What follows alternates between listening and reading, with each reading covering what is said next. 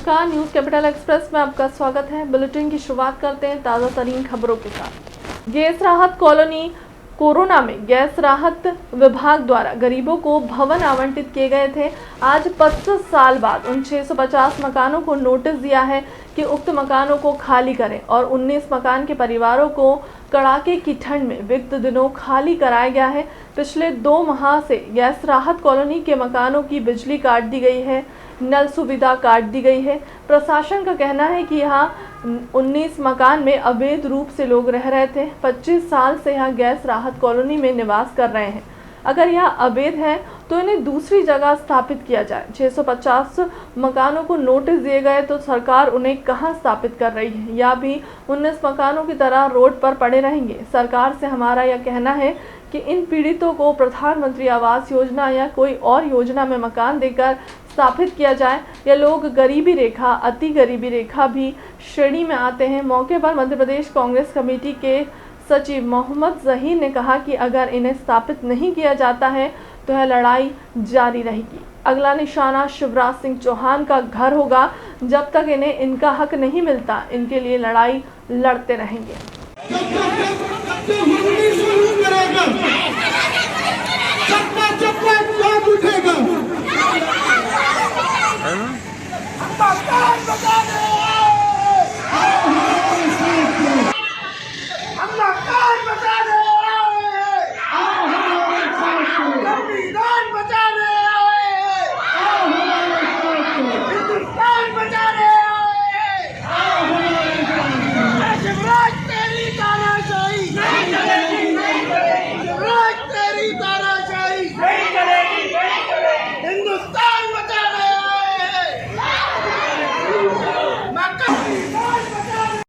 हमारी ये मांग है कि गैस राहत कॉलोनी नरेला विधानसभा में के अंतर्गत आती है। यहाँ पर गैस पीड़ित 600 लोगों को दिए गए थे, 600 परिवारों को मकान दिए गए थे। आज शिवराज सिंह चौहान की सरकार ने उन मकानों को नोटिस दे दिया। किस बिहाफ पे नोटिस दे दिया? उसके अलावा 19 जो मकान है, 19 परिवार जो रह रहे थे, 19 मकानों को ये कहकर खाली करा दिया गया कि ये अवैध रूप से रह रहे थे। ये बताइए कि 25 से 30 साल से ये लोग यहाँ रह रहे थे, निवास कर रहे थे। आज आप उनसे ये कह रहा हो कि साहब ये अवैध हैं। तो हमारा सरकार से ये कहना है कि अगर ये अवैध है और अगर ये कब्जा करके भी रह रहे हैं तो इन्हें कहीं स्थापित किया जाए, इन्हें मकान दिया जाए। पूरे कड़ाके की ठंड में पूरे मकान वाले 19 परिवार, 19 मकानों के लोग घर सर्दियों में बैठे हुए थे। उनके खिलाफ बिजली वहाँ पर लाइट बंद कर दी गई है, बिजली बंद है, पूरी नल की लाइनें काट दी गई हैं। उसके खिलाफ हम कलेक्टर महोदय को ज्ञापन दे रहे हैं और अगर यहाँ से भी निराकरण नहीं हुआ तो इसके बाद हम शिवराज सिंह चौहान के मुख्यमंत्री का घेराव करेंगे, निवास का। आपकी किसी शासकीय अधिकारी से बात हुई है इस मैटर पे? शासकीय कलेक्टर महोदय खुद वहां गए थे। युवा कांग्रेस के कार्यकर्ताओं ने पीसीसी के बाहर बूट पॉलिश कर कहा कि मध्य प्रदेश बेरोजगार प्रदेश है, यहाँ बेरोजगारी चरम सीमा पार कर चुकी है। 9 युवा पढ़े लिखे बेरोजगार घूम रहे हैं। सरकार हमें सिर्फ लॉलीपॉप देती है रोजगार के नाम पर कि हम रोजगार मेले लगा रहे हैं, भर्तियां निकाल रहे हैं, लेकिन सच्चाई वर्तमान में ये है कि पढ़े लिखे बेरोजगारों को आज बूट पॉलिश करना पड़ रहा है सड़कों पर। हमारे पास और कोई रास्ते नहीं होते या कि हम पढ़े लिख के आत्महत्या कर लें या बूट पॉलिश कर लें, पकौड़े तल लें। अब पकौड़े भी नहीं तल सकते क्योंकि तेल भी 200 रुपये किलो हो चुका है। मेरा नाम संजय मिश्रा है, मैं संभागीय संयोजक हूँ युवा कांग्रेस का। आज हम सभी युवा साथी ये युवा कांग्रेस के सभी यहाँ पे प्रदर्शन कर रहे हैं बूट पॉलिश करके, सिर्फ इसलिए ये सारे युवा पढ़े लिखे हैं, शिक्षित हैं, लेकिन बेरोजगार हैं। मध्य प्रदेश की आज पहचान बेरोजगारी पर और आत्महत्या पर हो रही है। हम सब इतने प्रताड़ित हो चुके हैं रोजगार के नाम पर प्रदेश में कि आज हमें यहाँ पे बूट पॉलिश करना पड़ रहा है। हमारी सरकार से मांग है कि अगर प्रदेश में हम पढ़ लिख करके 10 लाख 15 लाख रुपए लगा करके शिक्षित बेरोजगार बने घूम रहे हैं तो सरकार हमारी आवाज़ को सुने और हमारे जो पढ़े लिखे युवा हैं उनको रोजगार के सृजन दे, आत्महत्या करने पर मजबूर ना करे। सरकार स्वरोजगार की बात करती है, स्वरोजगार की बात करें तो बैंकों में जब तक हमारे प्रॉपर्टी के कागजात नहीं रखते हैं तब तक हमें रोजगार नहीं मिलते। मुख्यमंत्री शिवराज सिंह चौहान ने खुद बोला था कि 2021-22 में हम कम से कम 2000 युवाओं को स्वरोजगार के लिए लोन प्रोवाइड कराएंगे सरकारी गारंटी पर। अभी हाल ही में आंकड़े आए हैं कि सिर्फ 2000 में से 9 लोगों को लोन प्रोवाइड हुए हैं। वो भी ऐसे लोन है कि अगर आप दलाली पर उनको 10% 15% दोगे तो आपको लोन मिलेंगे। हम जैसे मध्यम वर्गीय परिवार के लड़कों के लिए कोई सुविधा नहीं है, हमें सिर्फ और सिर्फ मिलती है मध्य प्रदेश में तो आत्महत्या और कुछ नहीं। सरकार से क्या चाहते हैं आप? सरकार से हम ये चाहते हैं कि अगर प्रदेश का युवा बढ़ेगा तभी देश बढ़ पाएगा, प्रदेश बढ़ेगा। प्रदेश का युवा आज आत्महत्या कर रहा है, तो इस आत्महत्याओं को रोकने के लिए जो लाखों पद खाली पड़े हुए हैं, जो चयनित पटवारी हैं, शिक्षा विभाग में लाखों पद हैं, हर डिपार्टमेंट में लाखों पद हैं, उनको जल्द से जल्द सरकार भरे और इन आत्महत्याओं को रोके। अगर ये पद नहीं भरे गए तो हम सभी साथी पूरे प्रदेश भर में आंदोलन करेंगे और मुख्यमंत्री आवास के बाहर भी ये बूट पॉलिश करके सरकार को लानत भेजेंगे कि शर्म करो शिवराज सिंह चौहान कि आज प्रदेश का पढ़ा लिखा ग्रेजुएट शिक्षित बेरोजगार युवा यहाँ पे बूट पॉलिश करके प्रदर्शन कर रहे हैं। कांग्रेस के प्रवक्ता नरेंद्र सलूजा ने लगाया सरकार पर बड़ा आरोप, कहा संपूर्ण मध्य प्रदेश में जिस तरह गो हत्या हुई है उसके बाद प्रदेश की जनता में सरकार के प्रति नाराजगी है। सतन, रीवा, जबलपुर, ग्वालियर, भोपाल, बैरसिया प्रदेश के कई जिलों में गो हत्या हुई है। देखिए, खुद को गो भक्त बताने वाली सरकार है। यदि बात करें तो पहले विदिशा से मामला सामने आया, फिर छतरपुर से सामने आया, फिर बैरसिया से सैकड़ों गायों की मौत का मामला सामने आया, फिर गुना में गायों की मौत का मामला सामने आया, फिर खंडवा में मामला सामने आया। अब बात करें तो टीकमगढ़ से मामला सामने आया जिसमें सैकड़ों गायों की मौत और उनके कंकाल के वीडियो सामने आए। जिस गौशाला का यह मामला है, बताया जा रहा है कि उसको लाखों रुपए का अनुदान पिछले कई वर्षों में मिला। 12 लाख रुपए अनुदान की तो राशि की बात भी सामने आ गई। यदि लाखों रुपए किसी गौशाला को अनुदान मिल रहा है और उसके बाद भी वहाँ गाय भूख प्यास और ठंड से उसकी मौत हो रही, तो समझा जा सकता है कि मध्य प्रदेश में भी एक बड़ा चारा घोटाला हो रहा है। अनुदान के नाम पे एक बड़ा घोटाला हो रहा है। जो अनुदान की राशि है गाय के नाम पे दी जाने वाली, इसमें फर्जीवाड़ा किया जा रहा है। राशि तो ली जा रही है लेकिन उसके बावजूद भी गायों को खाने के लिए चारा नहीं मिल रहा है, उनके भरण पोषण का कोई इंतजाम नहीं हो रहा, उनको ठंड से बचाने का कोई इंतजाम नहीं हो रहा है, जिसके कारण गौ माता की मौत हो रही। और गो भक्त खुद को बताने वाली सरकार गाय पे, दोषियों पे कोई कार्रवाई नहीं कर रही है। यदि बात करें तो बैरसिया का मामला सामने आने के बाद वहां तो अतिक्रमण से लेकर तमाम कार्रवाई कर दी गई, लेकिन बाकी गौशालाओं के मामले में मौन है। और उमा भारती जी का तो वीडियो भी सामने आ चुका है कि चूंकि हमारी सरकार है तो हम ज्यादा क्या बोले, भाई से आदर व आत्मीयता वाले संबंध है। समझा जा सकता है कि जो खुद को गो भक्त और खुद को बड़ा हिंदू प्रेमी बताते हैं, रामेश्वर शर्मा, उमा भारती, प्रज्ञा ठाकुर, ये सब मैदान से गायब है। इनके सबके मुंह में दही जम गया है, कोई सरकार के खिलाफ बोलना नहीं चाहते और गौ माताओं की मौत पर ये सब चुप बैठे हैं। आज हमारे देश को आज़ादी कराने में जिन महापुरुषों ने योगदान दिया था उनमें राणा बख्तावर सिंह का भी नाम प्रमुखता से लिया जाता। 1857 के जो पहला आंदोलन हुआ था उसमें उनकी भूमिका रही है। वो धार मध्य प्रदेश के रहने वाले थे और इंदौर में एम बाई हॉस्पिटल के एक पेड़ के नीचे उनको लटका कर उनको फांसी दी गई थी। ऐसे महापुरुषों के चरणों में हम नमन करते हैं। आज हमारे केंद्रीय मंत्री राजेश पायलट जी की भी जयंती है, उन्हें भी हम मध्य प्रदेश कांग्रेस कमेटी की ओर से नमन करते हैं। आज बाल कवि बैरागी जी जो मध्य प्रदेश की ही माटी के सपूत थे और जिन्होंने केंद्र में भी प्रतिनिधित्व किया और मध्य प्रदेश सरकार में भी जिनका प्रतिनिधित्व रहा, ऐसे महापुरुष, ऐसे तीनों महापुरुषों के चरणों में हम कांग्रेस परिवार की ओर से सशक्त नमन करते हैं। कांग्रेस के प्रवक्ता के मिश्रा ने मुख्यमंत्री शिवराज सिंह चौहान के हैदराबाद में हिंदुत्व को नए सिरे से परिभाषित करने का काम किया है। हिंदुत्व शब्द आरएसएस भारतीय जनता पार्टी द्वारा प्रयोजित किया गया है। कल हैदराबाद में मुख्यमंत्री माननीय शिवराज सिंह जी चौहान ने उनकी विचारधारा द्वारा ईजाद किए हिंदुत्व शब्द को राष्ट्रीयता से जोड़ने की कोशिश की है, वो हमारी संवैधानिक मर्यादाओं के प्रतिकूल है। उनके अतिरिक्त आध्यात्मिक ज्ञान के अतिरेक ने उस भारतीयता शब्द को चोट पहुंचाई है जो हमारे संविधान में उल्लेखित है।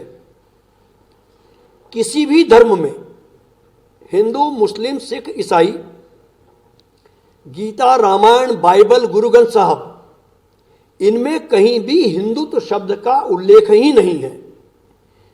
यह उल्लेख संघ विचारधारा द्वारा प्रायोजित शब्द है। जब हम नौकरी के लिए आवेदन करेंगे, स्कूल या कॉलेज में दाखिले के लिए आवेदन करते हैं, तो उसके फॉर्म में राष्ट्रीयता के आगे हमें लिखना होता है भारतीय या भारतीयता, तो हमारी राष्ट्रीयता तो भारतीयता है। उसको मुख्यमंत्री जी ने आध्यात्मिक ज्ञान से तोड़ने की कोशिश क्यों की है? पहले धर्म को तोड़ा इस विचारधारा ने, देश को तोड़ने की कोशिश की, विभिन्न संप्रदायों में अलगाववाद का बीजारोपण किया, यहां तक कि राजनैतिक धर्म में कभी भी पैसों से खरीदकर सरकार नहीं गिराई जाती है। शिवराज सिंह चौहान जी ने तो मध्य प्रदेश में उसकी शुरुआत भी कर दी। तो जिनका उद्देश्य ही तोड़ना हो, जोड़ना नहीं हो, वे ही व्यक्ति ऐसी बात कर सकते हैं। भारतीय जनता पार्टी और उसकी विचारधारा का हिंदुत्व सरकार बनाने के लिए है। कांग्रेस विधायक ने लगाया सरकार पर आरोप, कहा जब सरकार कमजोर होती है निर्णय लेने में परेशानी होती है। यही बनी कैबिनेट मंत्रियों में सुबह मंत्री स्कूलों के लिए बयान देते हैं और गृह मंत्री अलग अलग बयान देते हैं। ये सरकार की नाकामी है। देखिए, पहले तो ये आरोप लगाते रहे कि कांग्रेस पार्टी के कारण ये मामला नहीं हो पा रहा है। विधानसभा में भी इनने जिस प्रकार से जो आरोप लगाया उसका हमने जवाब भी दिया, सब मुद्दों पर चर्चा भी हुई। मेरा कहना यह है कि सरकार जब कमज़ोर होती है तो निर्णय नहीं ले पाती है। एक कमज़ोर सरकार मध्य प्रदेश में है जो जनहितैषी निर्णय है, जो कर्मचारियों के हित के निर्णय हैं, जो अन्य महत्वपूर्ण निर्णय है उसके ऊपर निर्णय नहीं ले पा रही। तो एक कमज़ोर सरकार से आप अपेक्षा नहीं कर सकते कि वो मजबूती के साथ निर्णय ले। मंत्री समूह बनने के बाद भी, बैठक होने के बाद भी निर्णय नहीं लेना इसी ओर इशारा करता है कि कमज़ोर सरकार मध्य प्रदेश में। गाय का गौरव दिवस मनाएं कि गौशालाएँ नहीं है, हमारा गाय घूम रही है, गौ माता वोट लेते समय तो याद आती है, सैकड़ों हज़ारों की संख्या में मृत पाई जाती है। उनकी चारे की व्यवस्था नहीं है, किसान के खेत में पानी और बिजली की व्यवस्था नहीं है, उसका कर्जा माफ़ आप नहीं कर रहे हैं। अगर इस चीज़ का गौरव मनाने, आप गौरव दिवस मनाने गांव में जा रहे हैं तो जाइए, अपने अपने गांव में नहीं जाइए, सारे गांव में जाइए, तो फिर आपको पता चलेगा कि जनता आपका कितना गौरव वहाँ पे मनाती है। सर, मुख्यमंत्री जी जैत गए थे अपने गांव, वहाँ 17 साल मुख्यमंत्रित्व के होने के बाद भी पेयजल की समस्या जब सुनी तो वो नाराज़ हो गए अधिकारियों पे, क्या कहेंगे इस पर? आपने तो खुद ही अपने प्रश्न में उत्तर दे दिया कि 17 साल मुख्यमंत्री रहे और जैत में पानी नहीं है, जो नर्मदा जी के नर्मदा के किनारे बसा है, जो जीवन दायिनी है 2/3 मध्य प्रदेश की। और मैं तो ये मानता हूँ कि 17 साल अगर माननीय मुख्यमंत्री जी का पैतृक निवास स्थान गाँव जो है वो विकसित नहीं हुआ तो स्वर्णिम मध्य प्रदेश जिसका दावा मुख्यमंत्री जी और भारतीय जनता पार्टी की सरकार बार बार करती है, उस हकीकत में क्या है ये सामने आ गया। मैंने कहा कि जब कमज़ोर सरकार होती है तो निर्णय नहीं ले पाती और विरोधाभास के सबर भी बार बार उसमें अलग अलग प्रकार के उठते हैं। और ये मध्य प्रदेश की जनता के हित में नहीं है, क्योंकि कमज़ोर सरकार मध्य प्रदेश का विकास नहीं कर सकती, जो मजबूत निर्णय ले रहे हैं वो नहीं ले सकती। तो ठीक है, कुछ समय और बचा है, अब इसको जनता को मध्य प्रदेश की थोड़े दिन और झेलना पड़ेगा, फिर वापस एक मजबूत सरकार हम कमलनाथ जी के नेतृत्व में बनाएंगे। सर, कोऑर्डिनेशन की कमी है क्या इस सरकार में? बहुत ज़्यादा हर चीज़ की कमी है। अगर निर्णय नहीं हो पा रहे, कैबिनेट के अंदर बैठे हुए मंत्रियों के मतांतर है, अगर उनका किसी एक विषय पर अलग अलग सोचना है तो फिर निर्णय कैसे होगा? साश की जमीन पर कब्जा करने वाले अतिक्रमणकारियों के खिलाफ जबलपुर जिला और पुलिस प्रशासन के द्वारा एक बार फिर कार्यवाही की गई है। आधारताल थाना अंतर्गत ग्राम कुदवारी में 5 एकड़ साश की भूमि पर प्रेमलता श्रीवास्तव, ममता रेगवार और अन्य ने कब्जा कर लिया था। इन अतिक्रमणकारियों ने साश की भूमि पर मकान और दुकान बनाने के साथ साथ सड़क भी तैयार कर ली थी। इसके अलावा साश की भूमि की प्लॉटिंग करके उन्हें बेच भी दिया गया था।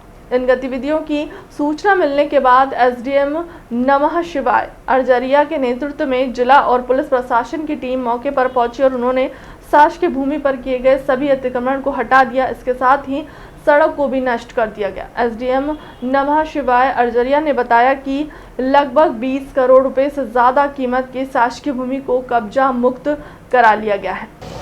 आज ग्राम कुदवारी में भूमाफिया के द्वारा शासन की बहुमूल्य बेशकीमती ज़मीन पर लगभग 5 एकड़ ज़मीन पर अतिक्रमण किया गया था।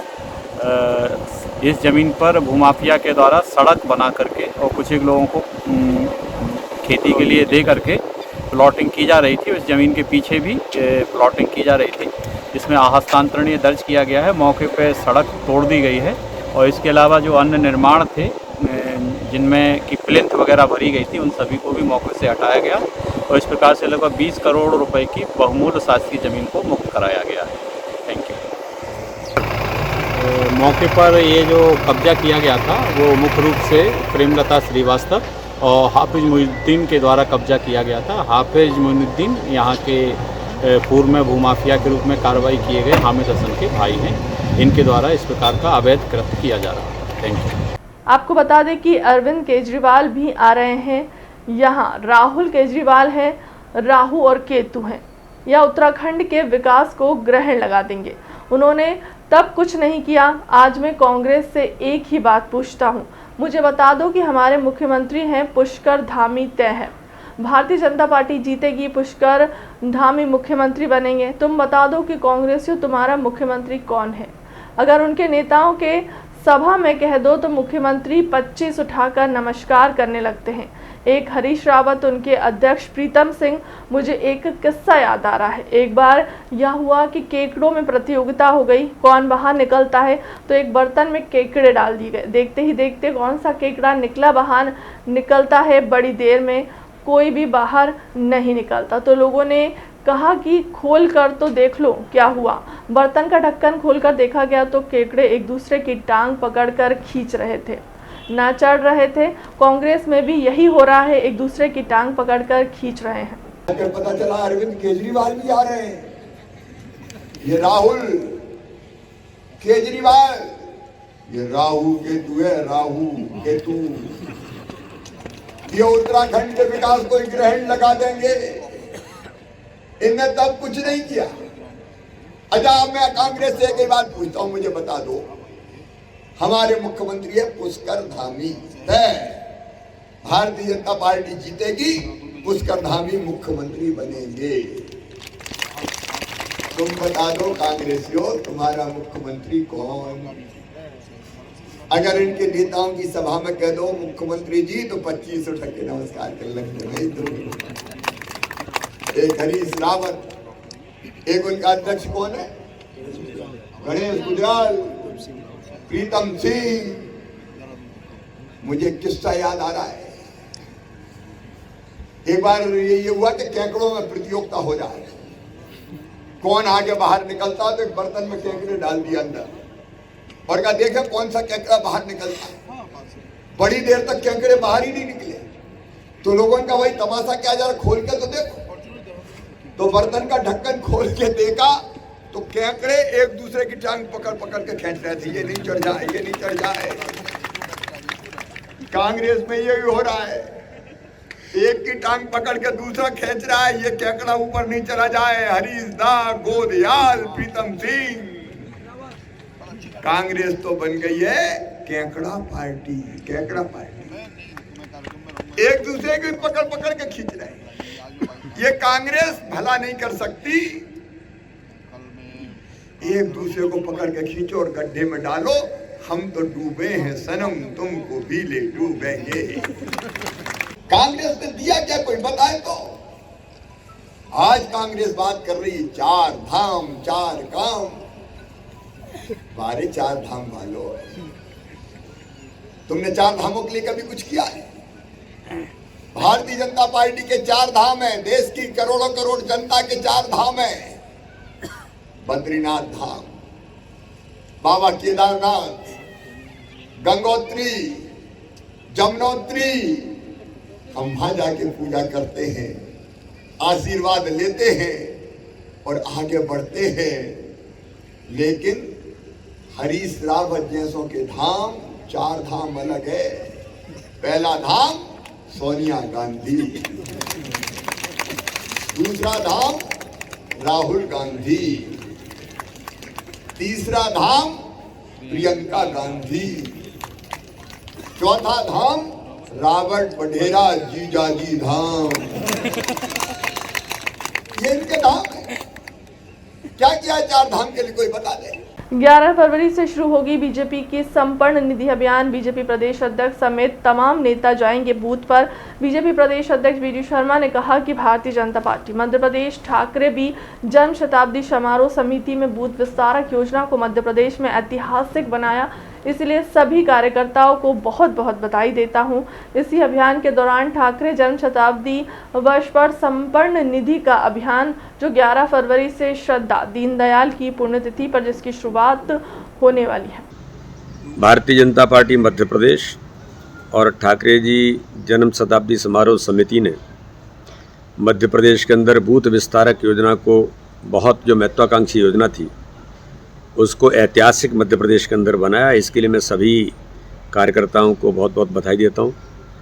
इसी अभियान के दौरान ठाकरे जी के जन्म शताब्दी वर्ष पर समर्पण निधि का अभियान जो कल 11 फरवरी से श्रद्धेय पंडित दीनदयाल उपाध्याय जी की पुण्यतिथि के अवसर पर जिसकी शुरुआत होने वाली है, हम सब कार्यकर्ता, सभी जनप्रतिनिधि, सभी पदाधिकारी प्रत्येक बूथ पर जाकर समर्पण निधि के अभियान में जुटेंगे। मैं सभी कार्यकर्ताओं से अपील करता हूं कि सभी लोग बूथों पर जाकर हम इस अभियान को यशस्वी बनाएं और ठाकरे जी जो सोचते थे उस दिशा में समर्पण निधि के माध्यम से इस अभियान को भी हम ऐतिहासिक बनाएं।